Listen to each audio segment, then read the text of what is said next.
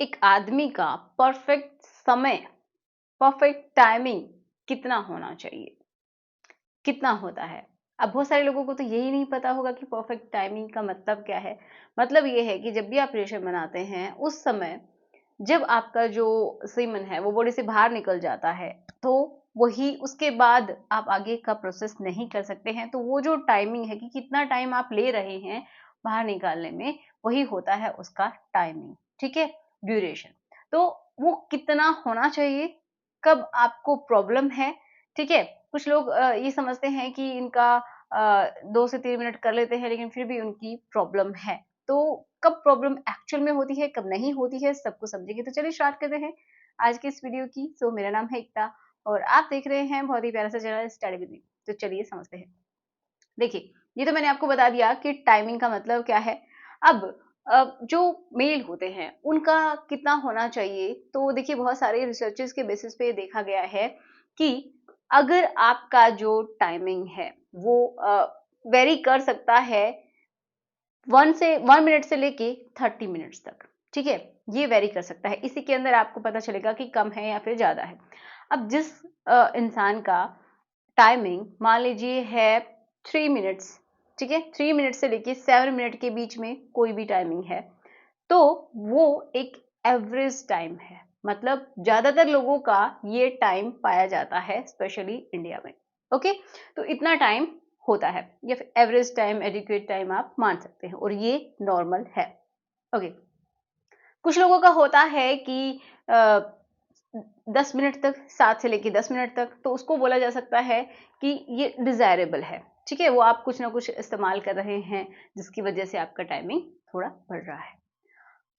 Next, to long, बहुत लंबा समय, कुछ लोग बोलते हैं ना आधा आधा घंटे तक, तो वो एक्चुअल में नॉर्मल टाइम उतना नहीं होता है। किसी किसी का हो सकता है, वो एक प्रॉब्लम होती है कि उनका निकलता ही नहीं है। ठीक है, उनको प्रॉब्लम होती है डिलेड इजैकुलेशन की, मतलब वो डिले हो जाता है, निकलता नहीं, वो थक जाते हैं, परेशान हो जाते हैं, लेकिन उनको वो हैप्पी फीलिंग नहीं मिलती है। ओके, तो वो एक प्रॉब्लम है। तो जो लोग बोलते हैं कि 30 मिनट तक का जो टाइमिंग है वो टू लॉन्ग है, वो आप इतना मानिए कि उसको इस तरीके से अगर आप कंटिन्यू करते रहते हैं ना, तो ये नेचुरल है ही नहीं, इससे प्रॉब्लम्स ही हो सकती हैं।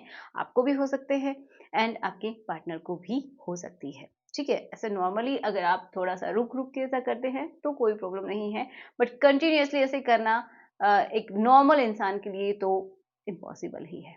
ओके, अब ये समझते हैं कि कम, जो बोलते हैं टाइमिंग बहुत ही कम है या फिर जो पीई की प्रॉब्लम है, ठीक है, प्रीमेच्योर इजैकुलेशन की प्रॉब्लम है, वो कौन सी होती है, वो कितने समय पे होती है। तो उसका जो टाइमिंग है वो होता है कि अगर आप 1.5 मिनट या फिर 1 मिनट से भी कम समय ले पाते हैं, ठीक है, तो आपको प्रॉब्लम है, आपको डॉक्टर के पास जाने की जरूरत है। अब देखिए, कुछ लोग ये बोलते हैं कि अगर हमारा 3 मिनट है, 2 मिनट है, तो भी हम अपने पार्टनर को तो खुश नहीं कर पाते हैं। तो उससे क्या समझते हैं कि क्या हमारा टाइमिंग कम है? जी नहीं। ये एक सच्ची बात है कि जो फीमेल है उसका टाइमिंग 15 से 20 मिनट तक नॉर्मल हो सकता है। ओके, बट उसको कम किया जा सकता है, या फिर आप अपना जो प्रोसेस होता है अंदर करने का, वो डिले कर सकते हैं और उसको पहले तैयार कर सकते हैं, जिससे कि उसका टाइमिंग और आपका टाइमिंग मैच हो सके। अगर मैच भी नहीं हो सके तो पहले वो अच्छा फील करे, ऑर्गेज़म तक पहुंचे एंड देन आप पहुंचे। ओके, तो इस तरीके से मैच करवाना होता है।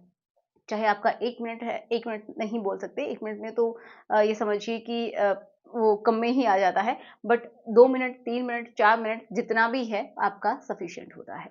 तो इस समय आप पूरी तरीके से खुश हो भी सकते हैं और खुश कर भी सकते हैं। तो आशा करूंगी कि आपको समझ में आया होगा कि कितना टाइमिंग सही है, कितना नहीं है। अगर आपके मन में भी भ्रम था अब तक, तो उसको आप बिल्कुल खत्म कर दीजिए। चलिए मिलते हैं नेक्स्ट वीडियो में। Thanks for watching, good bye.